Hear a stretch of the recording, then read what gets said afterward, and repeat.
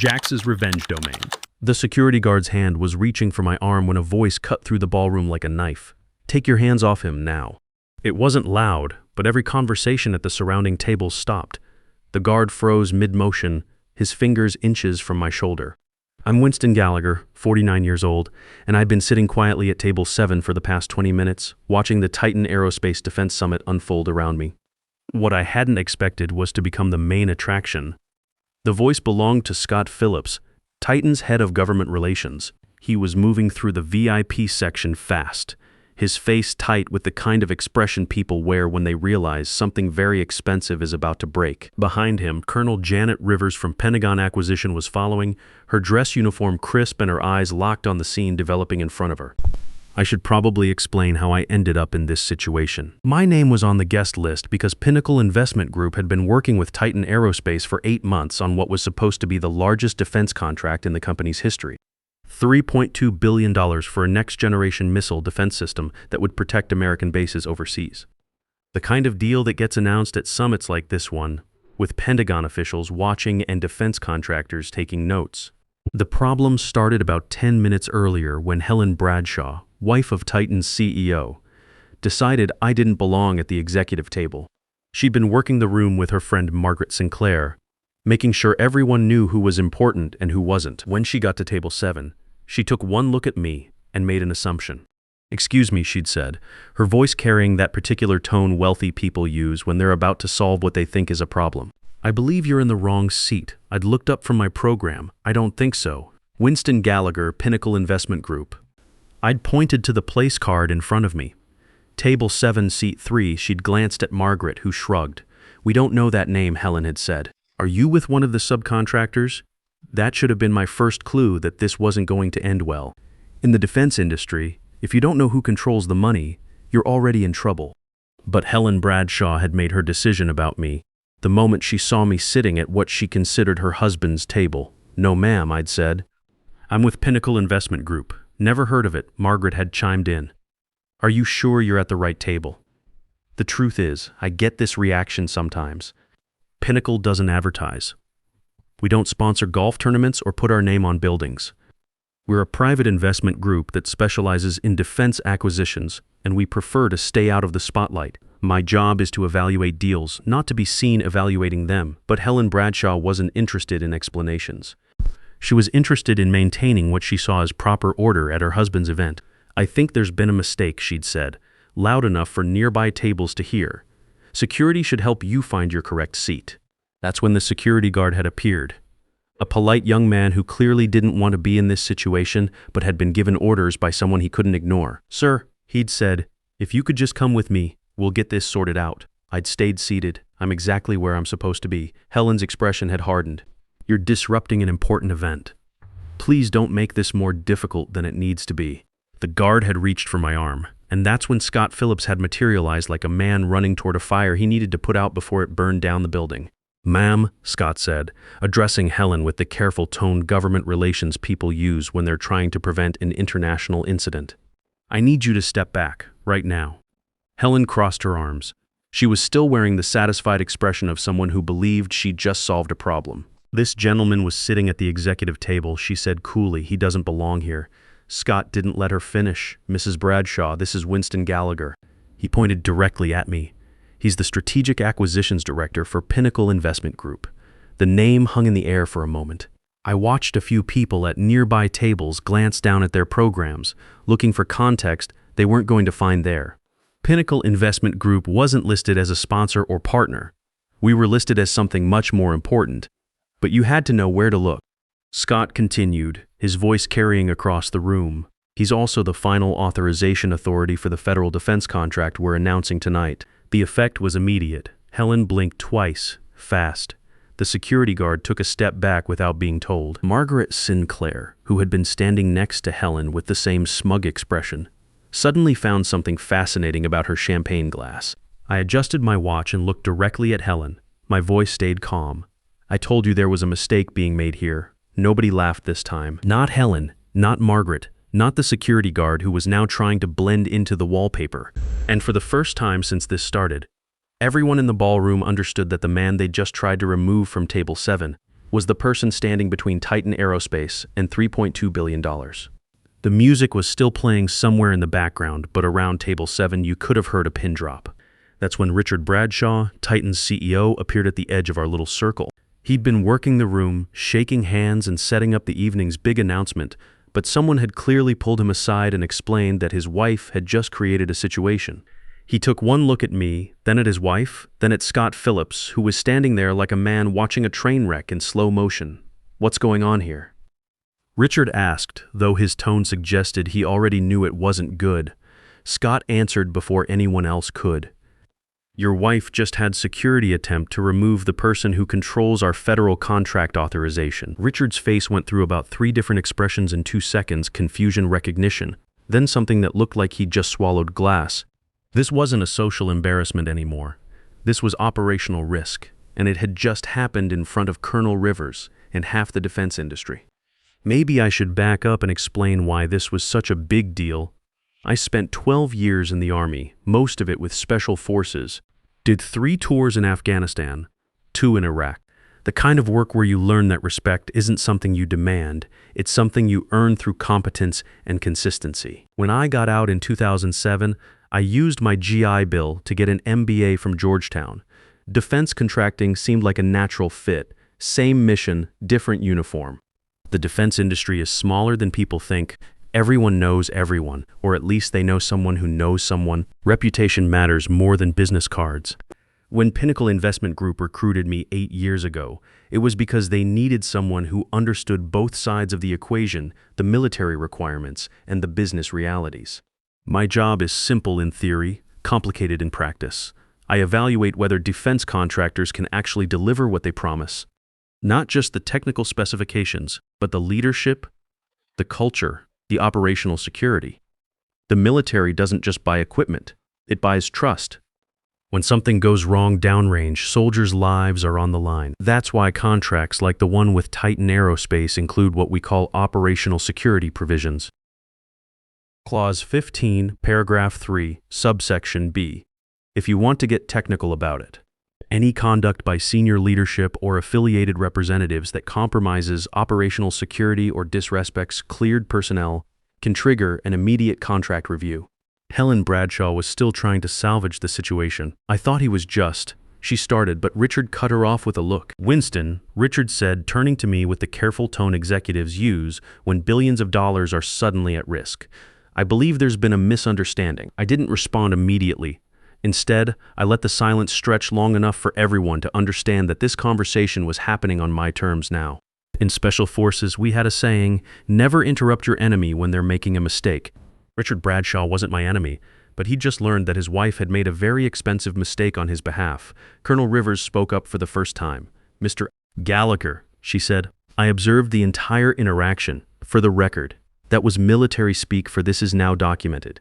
In the defense world, documentation is everything, especially when federal contracts and security clearances are involved. Perhaps," I said finally, "we should discuss this privately."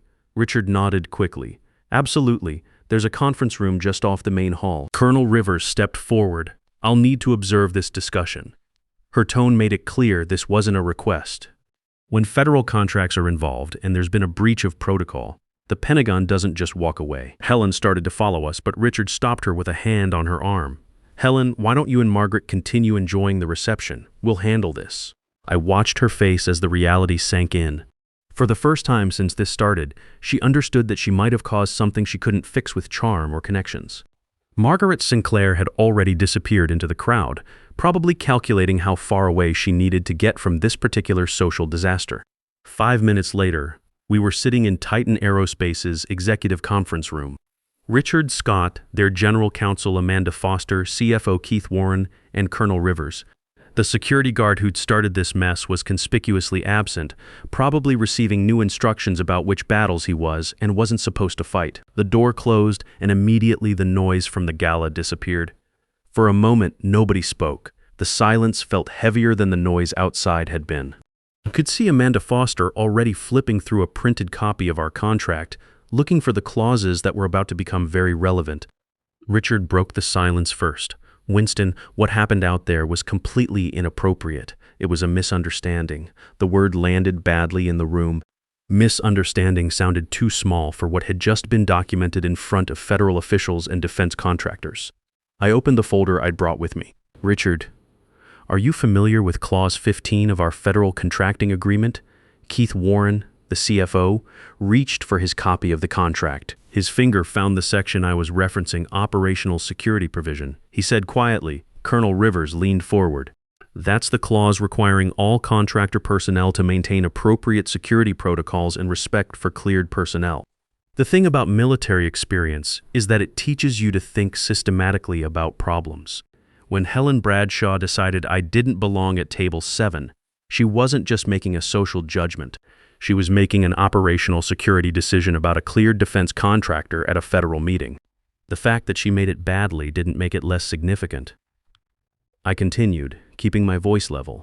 The clause specifically states that any conduct by senior leadership or affiliated representatives that compromises operational security or disrespects cleared personnel may trigger immediate contract review.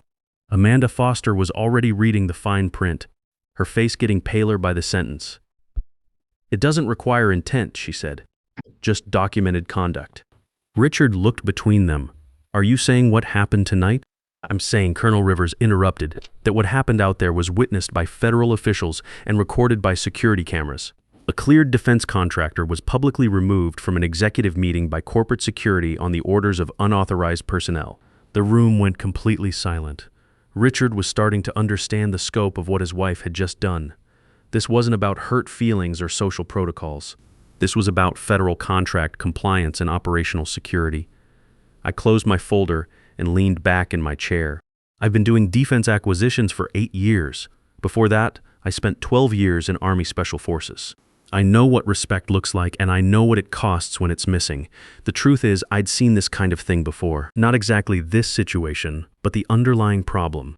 Corporate executives who think military experience is something you leave behind when you put on a business suit. People who assume that because you don't have an MBA from Harvard or a corner office on Wall Street, you must be some kind of hired muscle.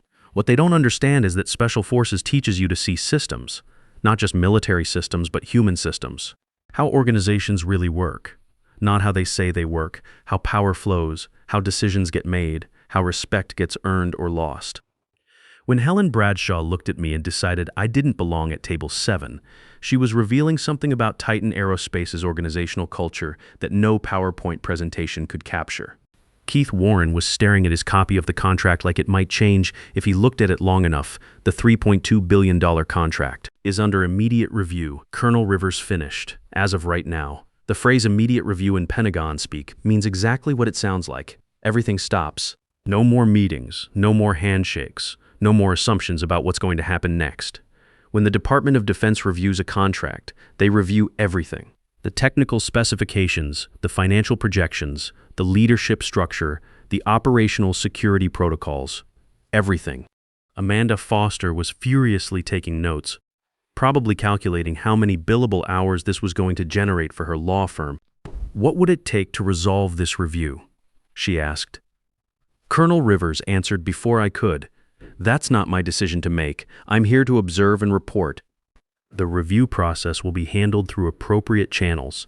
In other words, this was now out of everyone's hands except the Pentagon's. Richard was realizing that his wife's social intervention had just triggered a federal bureaucracy that doesn't move fast and doesn't particularly care about quarterly earnings reports or stock prices. I stood up. Gentlemen, Colonel Rivers, thank you for your time. Pinnacle will be conducting our own operational security review of this incident. Scott Phillips spoke up for the first time since we'd entered the room. Winston, is there anything we can do to prevent this from escalating further? I looked at him for a moment. Scott was a good guy who understood how the defense industry worked. He knew that once federal reviews start, they tend to take on a life of their own. Scott, the escalation already happened. We're just dealing with the consequences now. Nobody tried to stop me as I walked toward the door. Richard called my name once, but I didn't turn around. Some conversations end when one side realizes they no longer have anything to negotiate with. What I didn't tell them in that conference room was that this wasn't just about Helen Bradshaw's behavior. It was about what that behavior revealed about Titan Aerospace as an organization. In the military, we call it command climate. the tone set by leadership that determines how everyone else behaves. When the CEO's wife can publicly humiliate a cleared defense contractor and nobody stops her until it's too late, that tells you something about the command climate. It tells you that appearance matters more than substance, that social position trumps professional competence. That respect is something you can demand rather than earn. Those might be acceptable values in other industries, but they're not acceptable values when you're asking the American military to trust you with $3.2 billion and the lives of soldiers overseas. The next morning, Titan Aerospace woke up to a different world. The first notification reached Keith Warren at 6:47 a.m. An email from Pinnacle Investment Group, copied to the Pentagon's Defense Contract Management Agency, the Defense Finance and Accounting Service, and the Office of the Secretary of Defense. Short, formal, and irreversible. Federal contract authorization suspended pending operational security review. Keith read it 3 times before picking up his phone to call Richard. By 7:15 a.m., they were both in the office, staring at their computers and watching their stock price start to slide in pre-market trading. The defense industry is smaller than most people think. Word travels fast, and by 9 a.m., 3 other major contractors had received calls from Pentagon acquisition officers asking about their relationships with Titan Aerospace. By 10 a.m., 2 defense industry analysts had downgraded Titan's stock rating from buy to hold. By noon, the suspension was being discussed in Pentagon briefing rooms where decisions get made about which contractors deserve trust and which ones don't. Richard tried calling me twice. The first time, my assistant took a message. The second time, I answered myself. "Winston," he said, and I could hear the strain in his voice. "We can fix this issue, a joint statement, clarify what happened, implement new protocols." I let him finish. Then I gave him the same answer I'd given him the night before. "This isn't about protocols, Richard. It's about judgment, but the contract," he said. "The jobs, the defense programs should have been considered before your wife decided to remove a cleared contractor from a federal meeting." The line went quiet. In the background, I could hear voices, phones ringing, the sound of a company in crisis mode. That's the thing about consequences in the defense industry. They don't just affect the people who made the decisions. They affect everyone who depends on those decisions being good ones. "The Pentagon is asking questions," Richard said finally. "They should be," I replied, and hung up. 3 days later, the story broke in Defense News. Not the social drama part. Nobody in the defense press cared about that. The headline was simple and devastating. Titan Aerospace loses $3.2 billion defense contract following security protocol violation. The article mentioned an incident at a defense industry summit. It referenced operational security concerns and contract compliance issues. It quoted unnamed Pentagon sources expressing concern about contractor vetting processes and the importance of maintaining appropriate protocols when dealing with cleared personnel. What it didn't mention was Helen Bradshaw's assumption that an Army veteran didn't belong at the executive table. What it didn't mention was her dismissive attitude toward military service, or her belief that corporate wives could determine who deserved respect in a defense contracting environment. But in the defense industry, those details spread through different channels. Private conversations, encrypted messages, quiet discussions in Pentagon hallways. Helen's name started appearing in contexts she probably never expected, not as the wife of a defense contractor, but as the person who had cost her husband's company the largest deal in its history. The ripple effects started small and grew larger. Within a week, Titan Aerospace had lost 2 smaller contracts with other defense agencies. The companies that pulled those contracts didn't make public statements about why. They didn't need to. In the defense industry, reputation is currency, and Titan's had just been devalued. The stock price, which had been trading at $67 per share before the summit, dropped to $43 within 10 days. Not because of any technical problems with their products, but because investors understand that in the defense business, trust is everything. When you lose the trust of the Pentagon, you lose the ability to grow. Richard Bradshaw tried to manage the crisis through the usual channels. Press releases about renewed commitment to operational excellence, meetings with Pentagon officials to explain how the incident was an isolated occurrence, new training programs for corporate events and security protocols. But none of it addressed the fundamental problem. The incident hadn't been an operational failure. It had been a leadership failure. It revealed something about Titan Aerospace's values that no training program could fix overnight. A month after the summit, I received a call from General Patricia Reeves, the Pentagon's Deputy Assistant Secretary for Acquisition and Sustainment. I'd worked with her office on several previous contracts, and she had a reputation for straight talk. "Winston," she said, "I wanted to thank you for how you handled the Titan situation. Just doing my job, General." "No, you did more than that. You reminded us why operational security isn't just about technical specifications, it's about character, about who we can trust when things get difficult." That conversation stayed with me, because that's really what the whole situation had been about. Not social etiquette or corporate politics, but trust. When you're asking the military to depend on your equipment in combat situations, you're asking for a level of trust that goes beyond business relationships. You're asking people to bet their lives on your integrity. Helen Bradshaw had demonstrated in front of federal officials and industry witnesses that she believed military service was somehow less valuable than corporate connections. That cleared defense contractors could be dismissed based on social assumptions rather than professional qualifications. Those aren't just personal opinions. In the defense industry, those are operational security risks. 3 months later, Titan Aerospace announced they were being acquired by Northrop Grumman.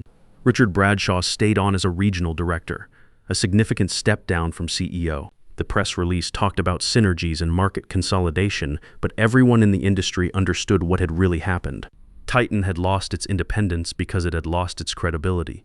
Helen kept a lower profile at industry events after that, though I heard she still attended them. Margaret Sinclair moved to Florida and started a consulting business that had nothing to do with defense contracting. The defense industry has a long memory. Stories like this don't disappear. They become part of the informal education system that teaches people how things really work. New executives hear them, young officers learn from them, and contractors remember them. I never saw Helen Bradshaw again, but I didn't need to. The lesson had been taught and received. In the defense industry, respect isn't optional, it's operational. And when operational security fails, the consequences are measured in billions of dollars and ruined careers. 6 months after the summit, I was back in my office in Arlington, 3 miles from the Pentagon. Everything looked exactly the same as before. Same desk, same view of the Potomac, same stack of files waiting for review, no press conference, no victory announcement, just normal business continuing. My assistant knocked and entered with coffee. "The Lockheed folks are here for the 2 p.m., she said. "Good. Send them in when they're ready." She paused at the door. "Sir?" "There's been some calls from reporters asking about lessons learned from the Titan situation." I looked up from my files. "What did you tell them?" "That we don't comment on specific contract reviews, but that operational security requires mutual respect between all parties." "Perfect." After she left, I sat back in my chair and looked out at the river. In the Army, we had a saying, "Respect is earned, not assigned." It's something you build through competence, consistency, and character. It doesn't come from who you're married to or what table you think you deserve to sit at. The defense industry protects this country by building the tools our military needs to keep us safe. That's not a job you can do effectively if you don't respect the people who use those tools. If you don't understand that military service is something to honor, not something to look down on. Sometimes people ask me if I ever regretted pulling that contract. The honest answer is no, not for a second. Because at the end of the day, if you can't respect the people who've served their country, you have no business profiting from national defense. The seat at table 7 was just a chair, but the way they took it cost them $3.2 billion in everything they'd built. That's the price of assuming you know who belongs where. Sometimes people hear this story and ask me what the real lesson is. Was it when Helen made her assumption? When security reached for my arm, or when nobody at that table thought to stop it before it went too far? I think the moment that mattered most was when she looked at me and decided that military service somehow made me less qualified to sit at her husband's table. That revealed something about values that no contract clause could have predicted. In business, just like in the military, character is everything. Respect isn't something you can demand. It's something you earn through your actions. And when you assume you know someone's worth based on their appearance or background, you might just discover you've made a very expensive mistake. Your thoughts on this story matter to me. Have you seen assumptions like this cost people more than they expected?